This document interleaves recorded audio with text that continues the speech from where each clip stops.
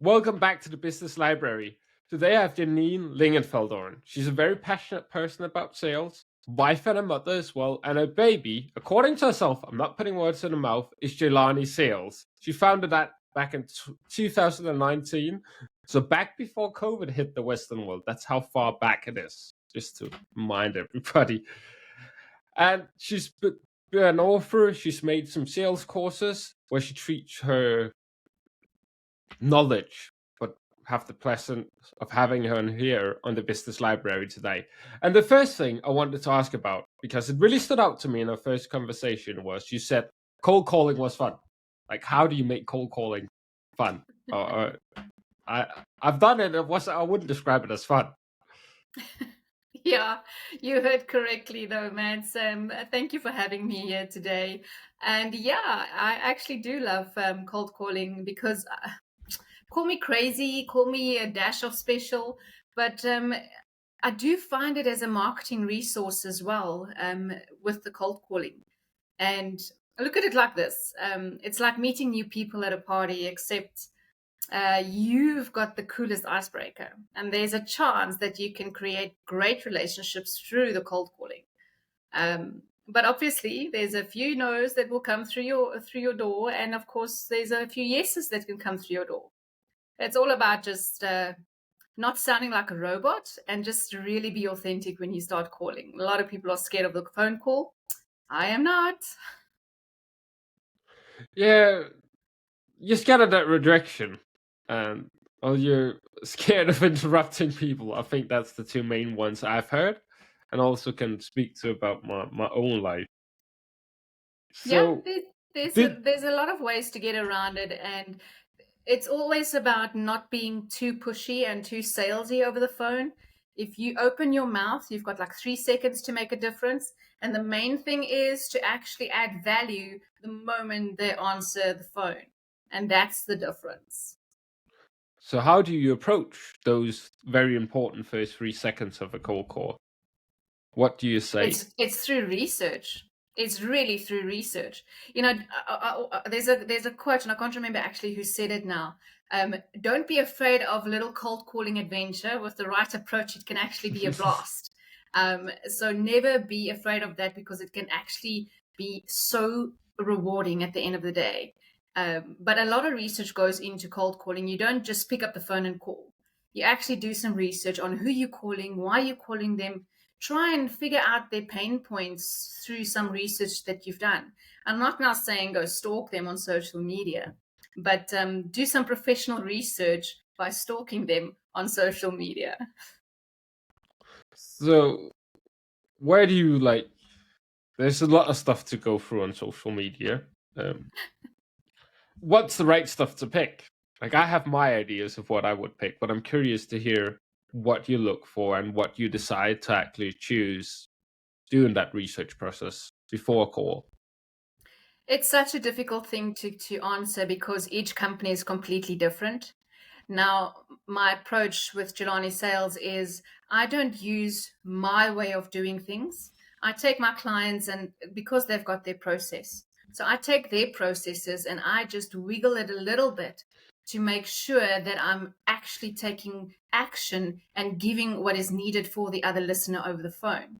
Essentially, it's not about really convincing people, it's more about connection and finding common grounds and sharing that magic is where the business really blooms.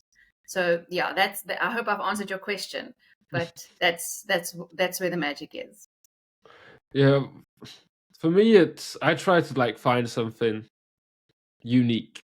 For example, if I'm on a call and they say it's their dog's Barry's birthday, I'm gonna note down Barry's birthday, and I'm gonna wish him Barry happy birthday once it's his birthday. That kind of, but that it like again, if I'm able to notice that on social media and I see, okay, this post is 11 months and 15 days old. Well, Barry's birthday's coming up. I might call and find some way if I can integrate that. I want to be as least business as possible, but I also see if you do a very cold calling approach that might be different, as you would actually want business value come first within those 3 seconds. So which one's most important? Like, do you wanna more It's personal once side and again, speak to the it's like, person, or is it sales or is it marketing? Which one comes first? So there's always that debate on which one comes first. But to give you an example, say for instance, you help non-profit organizations streamline their debit orders. That is a fantastic value add to the non-profit organization, and it will also obviously help them with their donors to have a seamless experience by just donating. So if you start with the value of what you can add, it's already like that light bulb moment from, oh my goodness, I have to speak to this person, or I have to continue listening to them. That's why I say we don't use scripts. Script is really, it's like AI and chat GPT. It's just guidelines. But when you phone, you always have to smile when you phone. It's the weirdest thing, but people can hear and feel if you're not smiling. If you are frustrated, it's going to come totally across the way you handle the cold calling. So it's always a mindset with when I do the cold calling as well, is I go into that superhero mindset and just do a little bit of affirmation, obviously each to their own. But for me, I do some affirmation and really just get into that zone that brings the magic through the phone calls that I'm making. So yeah, it's always a tough one, and that's why it's difficult for people to really understand why is it that I actually enjoy cold calling. It's the weirdest conversation, but I love it because it is something that becomes a marketing tool. Because through those no's, I ask questions as well as to why you're saying no. Is it the price, or is it the fact that you already have a debit order facility or a program that's doing it? Whatever it is, try and find out as much information as you can, and you take notes of everything said, because that's information that you can use to improve your services or your products at the end of the day. yeah, the best thing you can do in that kind of scenario is get an answer at least. I have to speak to someone. It's not an answer. You're just delaying Yeah. whatever is going to happen in the process. Of course, some scenarios people are going to require to speak to each other. So don't be that person that refuses to let people speak to each other because multiple people run in the business. You don't want to be the person where you have a partner that just does whatever he wants and just makes decisions.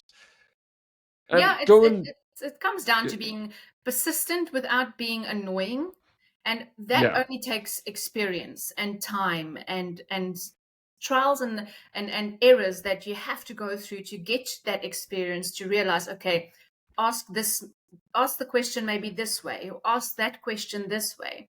So it's only through experience that you go through the phone call and get to where you need to be, reaching your goal. yeah. I just wanted to go back a little bit in regards to I hadn't asked you about how you actually go out and finding like the right prospects for you to contact. What does that process look like? Because I imagine you're just not going through whatever yellow pages version you have in Dubai and just Definitely I'm not. gonna call this, I'm gonna call this, and just going from A to C. No, definitely not. Obviously, with where the world is today, social media plays a big role. And with everything we do, you have to be authentic. We always try to be the biggest corporates in the world. Even though I'm the only person in my company, I have people that I can outsource to, and I have my trusted circle. But at the end of the day, I am Jalani Sales. There's no one else. I am the face of my business. So when I am on social media, I'm really trying to put my personality out there so that people can really resonate with me as well. And that is really, really important. The one tip I can give here is stop trying to be a corporate. Just be you and focus on the value that you can add to your clients, and really focus on the service that you can provide for them. Now, the question is, how do I get leads? I don't actually do cold calling for myself, funny enough. I get my leads through networking. Networking is really one of the powerful things, and it's the top tier of how I find my leads, is go out there and physically start conversations with people, because as humans, at the end of the day, we are made for relationships. So what is stopping us to actually go and start a conversation? And that to me falls under cold calling. You just don't pick up the phone, you're actually just speaking to a person. See? Well, I guess if we define cold calling like that, I can't see why you do enjoy it. I well, in that, let's say 90% of cases, when you say cold calling, they think call center and just 100 calls a day, and you're just going through a list. Look, it all depends on what's the goal of the cold calling.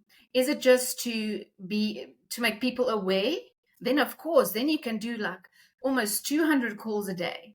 But if it is to actually get leads and convert those leads into meetings and from there on upsell them, etc., that's a different approach. So it all comes down to, in the discovery call, is to truly understand what is the client's requirements and expectations when they say cold calling, because it can actually mean more than just picking up the phone and phone. So that's why the discovery call is always, always important. And with the cold calling, of course, it comes back to, what's the database looking like? Is the database just random business cards put in an Excel spreadsheet and there you go, phone and get me business? Because ultimately we know sales is a numbers game. The more you're going to phone, the more no's you're going to get. You are going to get closer to the yes. But it's all about perseverance and having that mindset.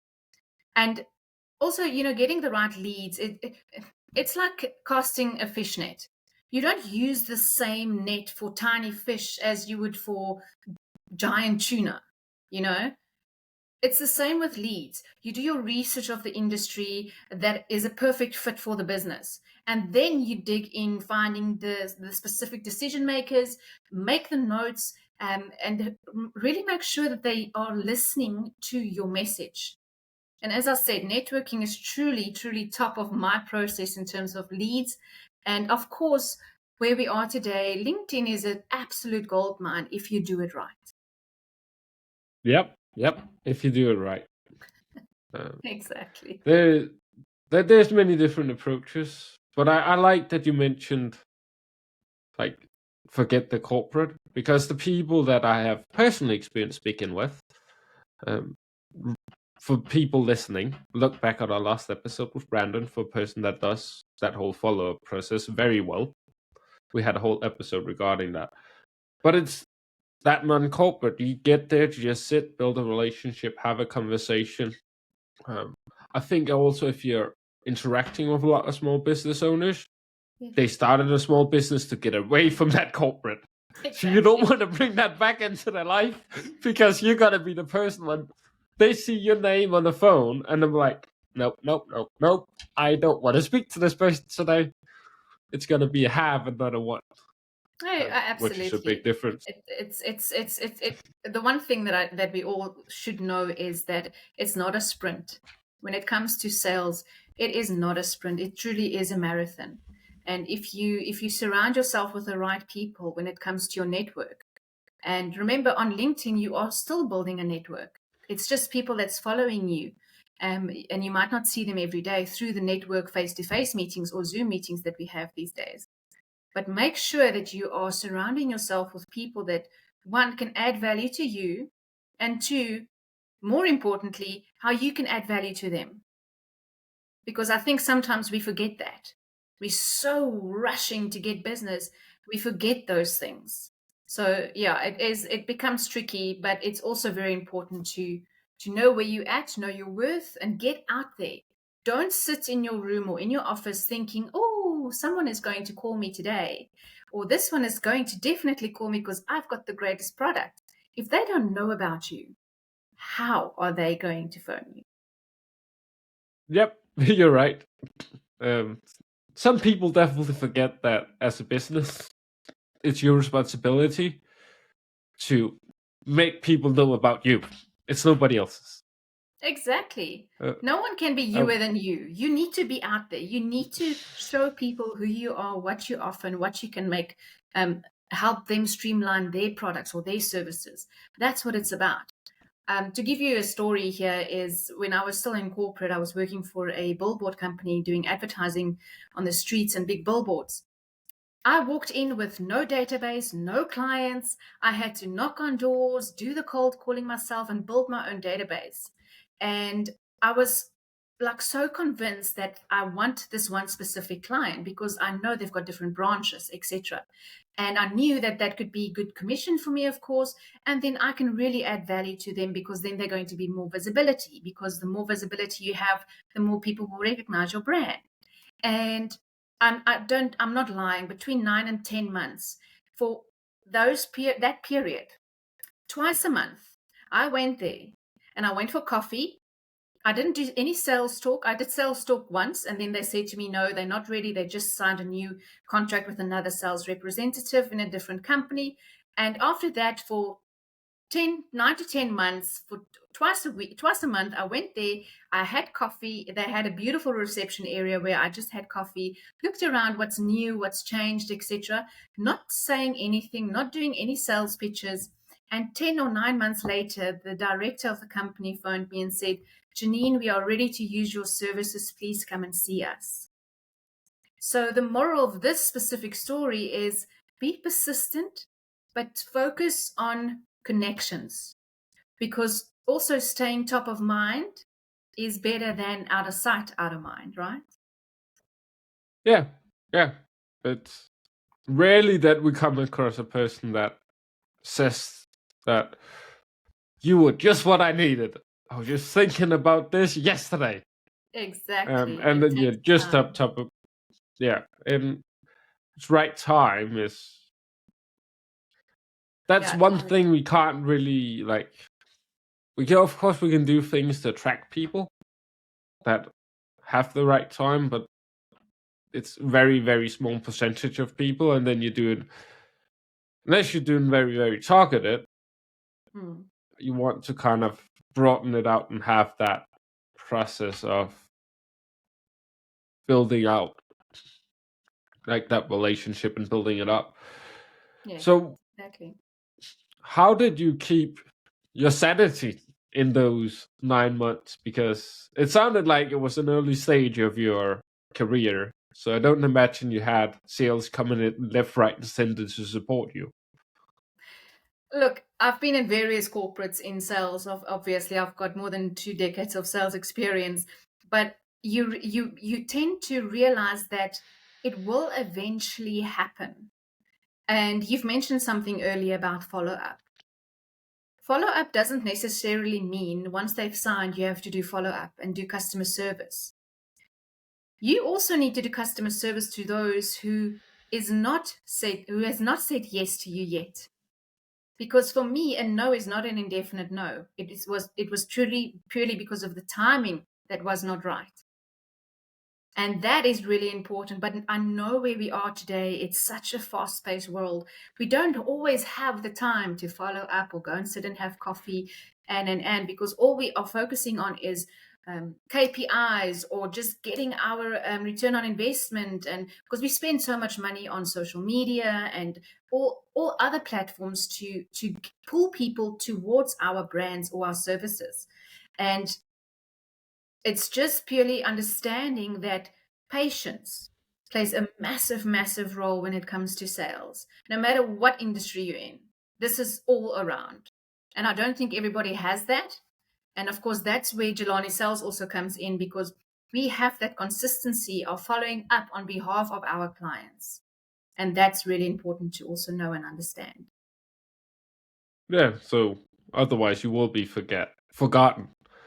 Exactly. One since people won't have seen it, but I screwed up the intro like 3 times. Because I wanted it to be Janine and not Jalani Sales. So why not Janine Sales? Why Jalani?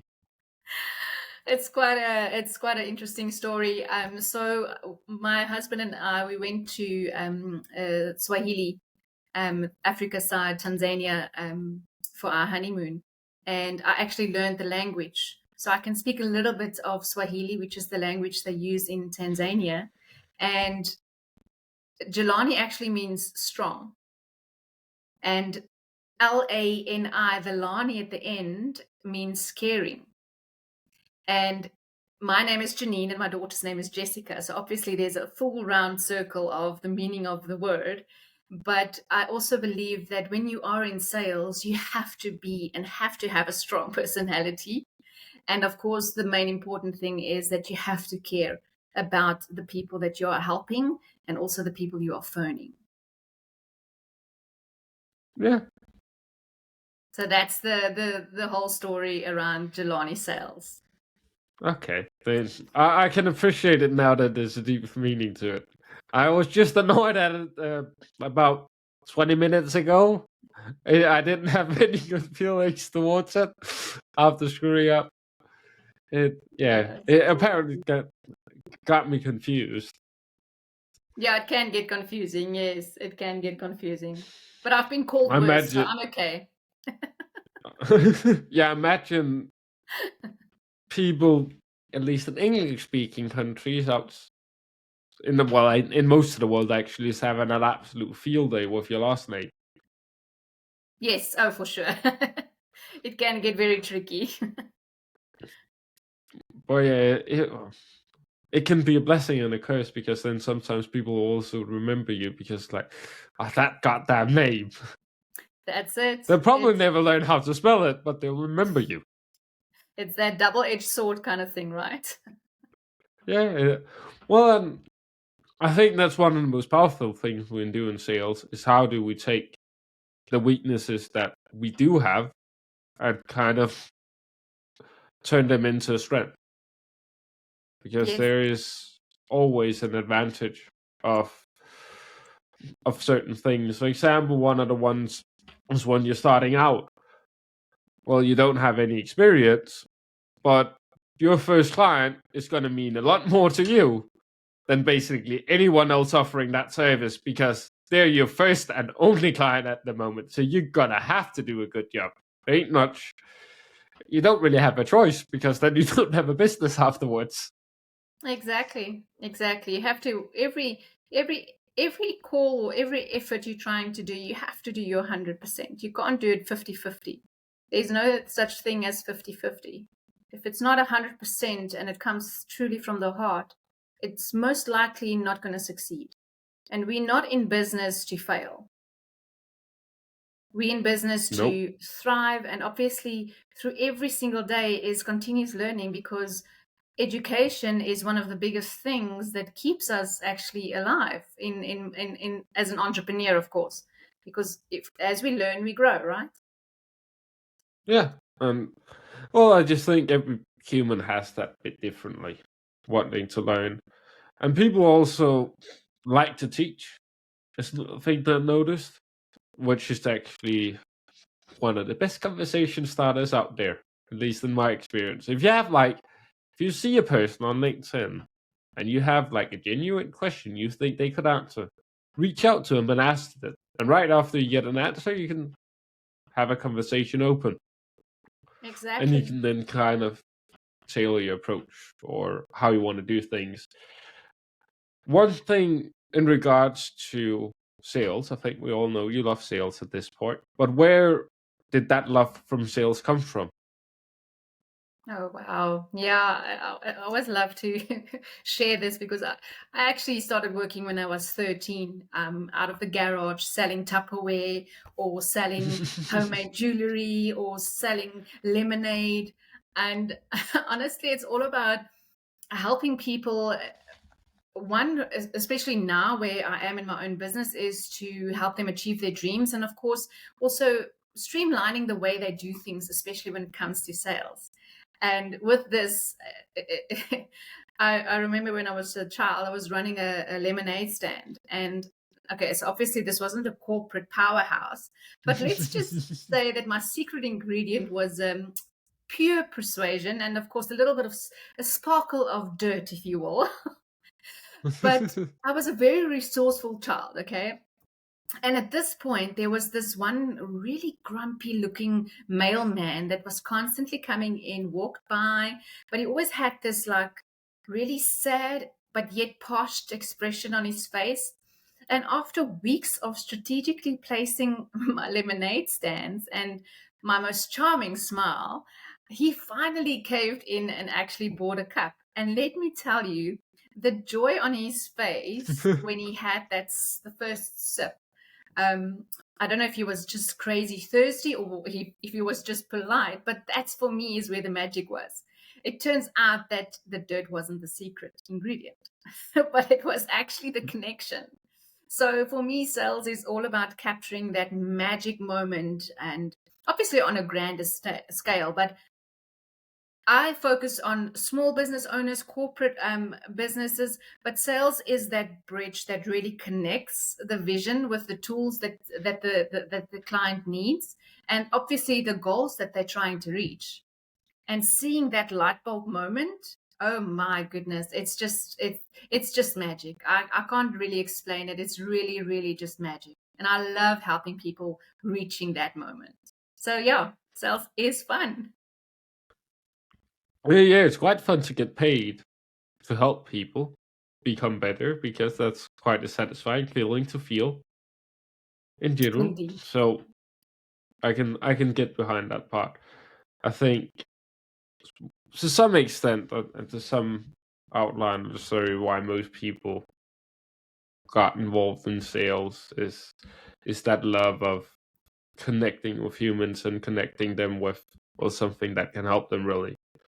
Otherwise, you're not going to do very well in sales because you're going to come off as a sleazy used car salesman. I think is the description that most people are familiar with. Exactly. Yeah,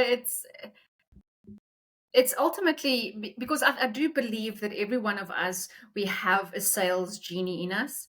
We just need to be reminded of what is the secret sauce to actually get that genie out and actually make the magic happen. And once that, because a lot of the people say to me, oh my gosh, I'm an introvert. I can't speak to people. I can't sell myself. But then they're at a networking event. Okay, so what was the purpose of the networking event then? And that's the other thing. I get so excited about this because I always say to my clients, what is in your sales process? Okay, they do this and this, but they don't do networking.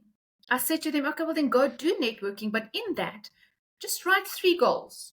What is the purpose for me going to a networking event? Because if you don't have a purpose as to why you're attending a networking event, then why are you attending the networking event? You are wasting time. You are wasting your time and, of course, the people in the room. And the one thing that needs to be in the top 3 reasons is what value can I add to at least 3 people in the room? Yeah, Not one of selling, the not selling anything. It's the value that you're going to be adding to someone because that's how they're going to remember you. An example, I went to a networking event and all I did is I gave a free goal settings for your sales to everyone that attended. It's just a normal PDF document. There's nothing to it. But because of that, I didn't sell anything. I wasn't there for anything else but to give something to people who I know most people struggle with, which is the sales side of their business. And that through that, I got 5 clients. That's how simple it is reaching out and actually connecting with people and adding value. That's the magic. make people say good things about you. Say again? So if make people say good things about you. That's it. Make people, yeah, exactly. Make people fall in love with you and your product or your services. That's what it's about. Yeah, exactly. So if people want to reach out to the sales genie, where can they reach you and what would you like if somebody who's watched this whole podcast, what do you think would be a useful next step for them? The useful next step would be is connect with me on LinkedIn. I'm sure Mads is going to put their details down. Connect with me on LinkedIn, Yes. reach out. Even if you just have a question with regards to your own sales process, I am happy to answer and help and guide you where I can. With my accountability support, I help salespeople and general business owners crush it in their own terms. I don't walk in and give you a like one size fits all program. That is not how Jalani Sales work. I come to you, I listen to you, I understand your needs and your frustrations, and then together we actually work on a recipe that is in line with your vision and your goals, not mine. Because ultimately, when you say to me, okay, I am on my own, I've done it, I'm crushing it, I don't need you anymore, Janine, I'll probably phone you in 6 months, then I want to know with confidence that you are running the show. You are the pilot of your own flights. So I see me as your co-pilot, basically. I'm going to guide you and help you through challenges and just make sure that you're going through your journey as smoothly as possible. Obviously, as you also know, that I've just released my first online self-paced course, which is also another platform that you can go to. But I think the main thing is to connect with me on LinkedIn and let's have a conversation. Thank you very much for taking time to come on the Business Library, Janine, and sharing your value with us. I hope the listeners have gotten value out of this. And yeah, I'm really excited to have been on here. And thank you so much for reaching out. I really, really appreciate it.